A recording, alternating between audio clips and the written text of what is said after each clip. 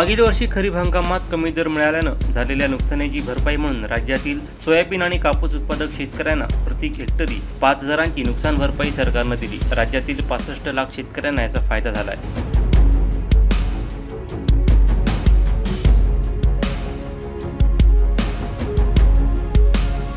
$4,200 कोटींचं अनुदान थेट शेतकऱ्यांच्या खात्यात वितरित करण्यात आलं। एवढंच नाही तर केंद्र सरकारनं सोयाबीनच्या MSP 292 रुपयांची वाढ करीत प्रति क्विंटल 4,892 रुपये देण्याचा निर्णय घेतला।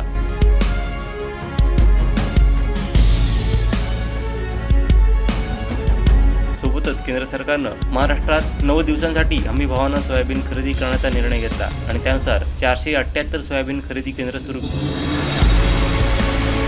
कापसाच्या MSP 501 रुपयांची वाढ केली, म्हणजेच कापसाला आता प्रति क्विंटल 7,521 भाव निश्चित केला आहे। सरकारच्या निर्णयानं यंदा शेतकऱ्यांची दिवाळी आनंदात जाणार आहे।